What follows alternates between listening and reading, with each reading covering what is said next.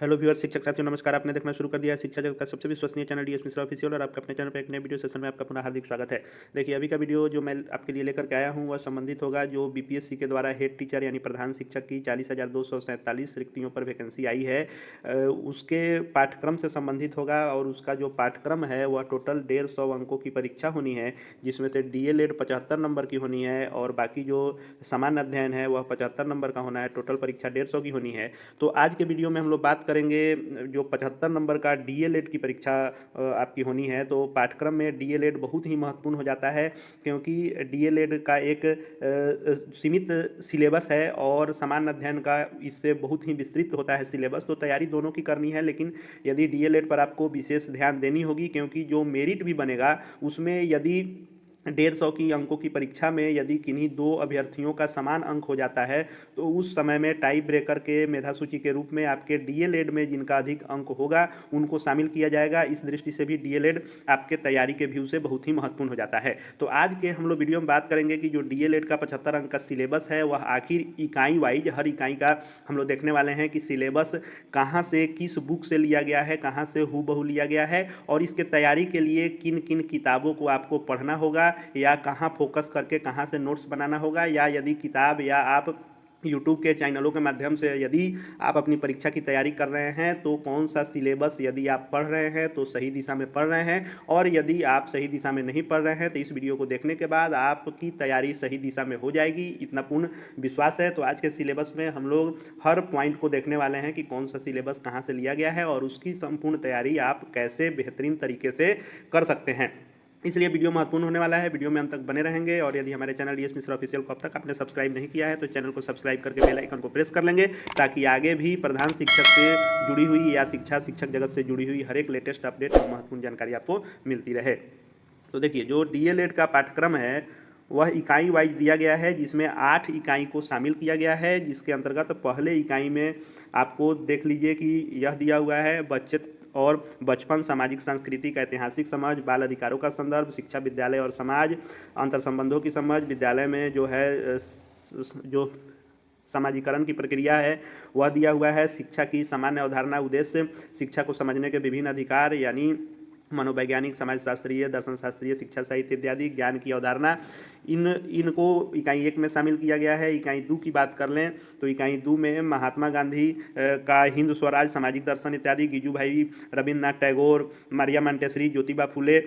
और आपको इसके साथ ही जाकिर हुसैन, जे कृष्णमूर्ति और जॉन डीवी का जो आपको शिक्षा दर्शन है उस शिक्षा दर्शन को आपको इसमें देखना होगा। और साथ ही एक और इसमें ले लें इकाई 3 का पाठ्यचर्या और जो पाठ्यक्रम होता है इसकी अवधारणा और विविध आधार। तो इकाई 1 के सारे टॉपिक और इकाई 2 के सारे टॉपिक और इकाई 3 का जो यह एक टॉपिक है,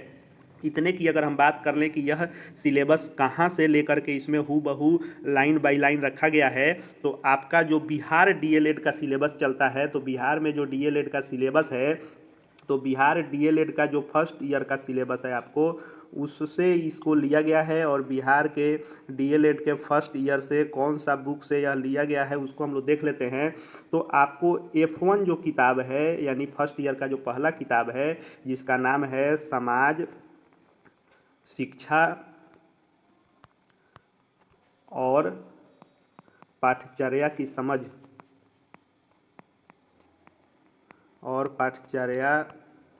समझ, या जो F1 किताब है आपके डीएलएड फर्स्ट ईयर का, तो बिहार डीएलएड के फर्स्ट ईयर के पहले किताब जो F1 समाज, शिक्षा और पाठ्यचर्या की समझ है, उससे आपको इकाई 1, इकाई 2 और इकाई 3 का पहला टॉपिक ये लिया गया है आपको F1 से। यानी कि आप डीएलएड फर्स्ट ईयर के पहले किताब को आप पढ़ लेते हैं तो आपका 2 इकाई और तीसरे इकाई का एक टॉपिक इतना कंप्लीट हो जाता है। तब बात आती है कि इस किताब को कैसे पढ़ें। तो देखिए, यदि आपको यह किताब मिल जाता है तो आप इसमें से टॉपिक वाइज सॉर्ट आउट कर लें और अंडरलाइन कर लें कि कौन कौन सा, हालांकि यह टोटल उठा करके रखा गया है, एकदम जितना टॉपिक उसमें दिया गया है पूरे किताब में पूरे टॉपिक को इसमें लिया गया है। तो इकाई 1 और इकाई 2 की तैयारी के लिए जो F1 किताब है उसको आप या तो शॉर्ट में नोट्स बना लें, या आपको कहीं से नोट्स उपलब्ध हो जाता है उससे, या फिर बिहार डीएलएड के गाइड के जो फर्स्ट किताब है उससे तैयारी कर सकते हैं, या फिर आप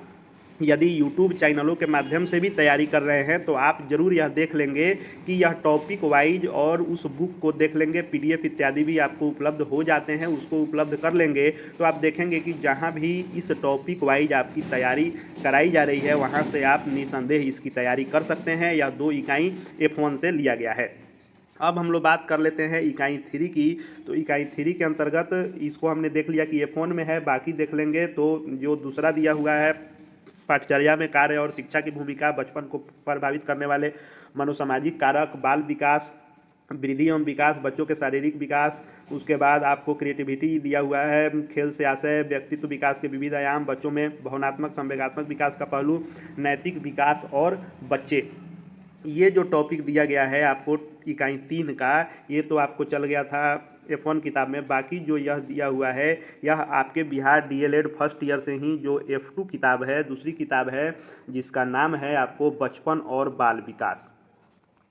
तो बचपन व बाल विकास जो किताब है F2, उससे यह हूबहू उसके सारे टॉपिक को यहाँ उठा करके रखा गया है। तो इसकी तैयारी के लिए आपको F2 बचपन और बाल विकास किताब को पढ़ना होगा। जैसे कि हमने बताया कि किताब, नोट्स इत्यादि जहाँ से भी आपको हूबहू सिलेबस वाइज तैयारी संभव हो पा रही हो वहाँ से आपको इसको करना है। रही बात मार्केट में उपलब्ध किताबों की, तो बहुत सारे किताब हैं जो सिलेबस कुछ और कहता है और वो छापे कुछ और रहते हैं। पिछली बार की बात कर लें तो मैंने एक अरिहंत का किताब देखा था जिसमें DLED के यह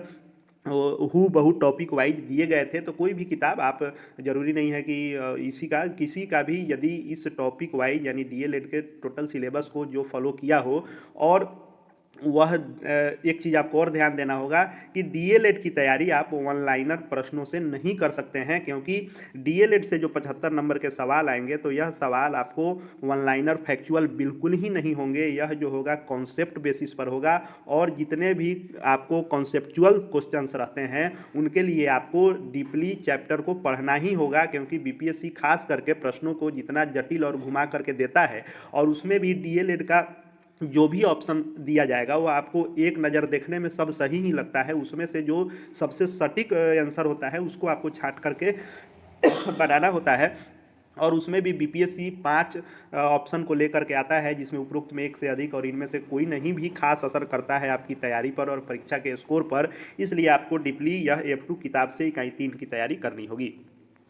इकाई 4 की बात कर लें तो इकाई 4 की तैयारी आपको जो करनी है, इसमें जो ECE की आवश्यकता होती है उसका आवश्यकता उद्देश्य, उसके बाद संतुलित ECE की पाठचर्या की समझ, ECE पाठचर्या के लघु एवं दीर्घकालिक उद्देश्य, कक्षा में विकासोन्मुख बाल केंद्रित, उसके बाद विशेष आवश्यकता वाले दिव्यांग बच्चे, शारीरिक शिक्षा अवधारणा महत्व, बिहार के संदर्भ में जो है एलिमेंट्री जो होता है बाल अवस्था देखभाल, शिक्षा की वर्तमान स्थिति, राज्य में एलिमेंट्री बाल अवस्था शिक्षा की चुनौतियां, नवाचार, राज्य में विद्यालय की तैयारी में संस्थाओं की क्या अपेक्षा है। यह जो आपको दिए गए हैं टॉपिक इकाई 4 के, तो इकाई 4 की तैयारी के लिए आपको क्या करना है कि F3 जो पुस्तक है आपके बिहार DLED की, जिसका नाम है एलिमेंट्री बाल्यावस्था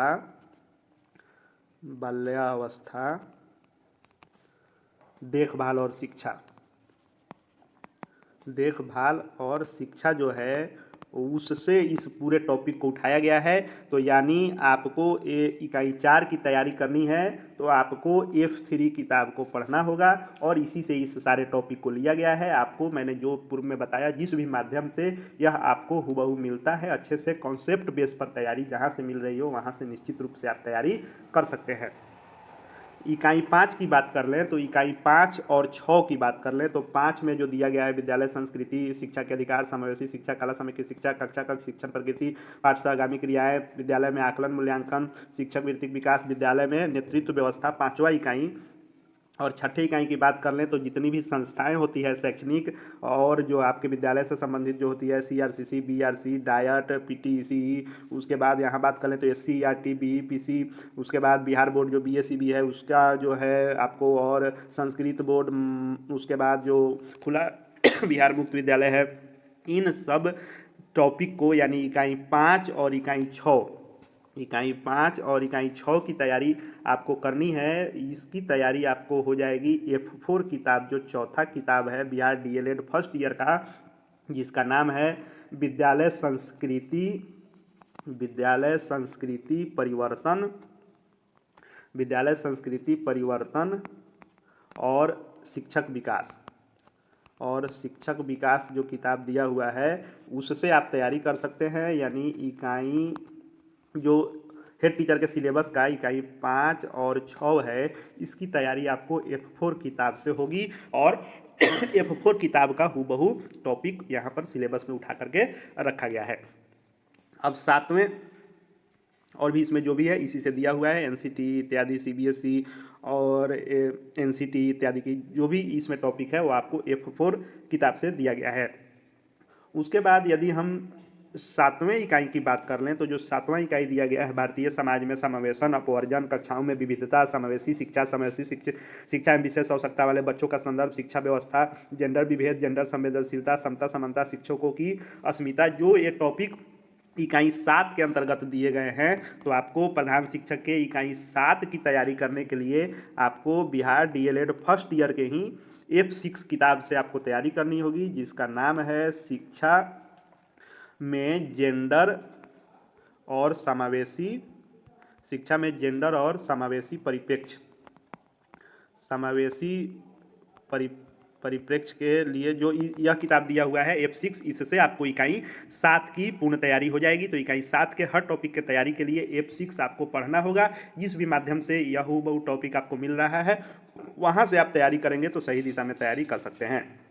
जो सबसे अंतिम इकाई दिया गया है इकाई 8, तो इकाई 8 को देखेंगे तो इसमें देखने के लिए मात्र 3 ही टॉपिक दिया गया है, लेकिन इसकी तैयारी के लिए कई किताबों को या तो पढ़ना होगा या इसका मटेरियल आपको लेकर के पढ़ना होगा। तो इकाई 8 की बात कर लें तो इसमें जो आपको राष्ट्रीय पाठ्यचर्या की रूपरेखा 2005 है और बिहार की पाठ्यचर्या की रूपरेखा 2008 है, उसके संदर्भ में आपको साइंस, EVS, मैथ और लैंग्वेज और सोशल साइंस, इन विषयों का शिक्षण शास्त्र का जो समझ है उसकी तैयारी आपको करनी है। उसके लिए आपको क्या करना है कि कई किताबों में से आपको इसको लेना होगा। जैसे आपको F7 किताब जो है, आपको इसमें F5 को नहीं पढ़ना है, F1, F2, F3, F4, F6 आपको अभी तक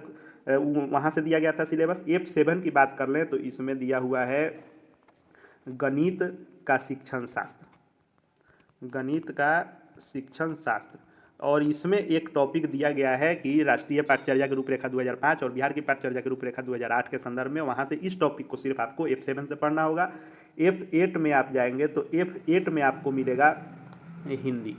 हिंदी का शिक्षण शास्त्र मिलेगा। और F9 फिर नहीं पढ़ना है, फिर F10 में जाएंगे तो F10 में आपको मिल जाएगा विज्ञान का शिक्षण शास्त्र, राष्ट्रीय पाठ्यचर्या की रूपरेखा 2005 और 2008 के संदर्भ में। अब इसमें 2 विषय और रह जाते हैं आपको, नहीं विज्ञान नहीं, EVS, सॉरी,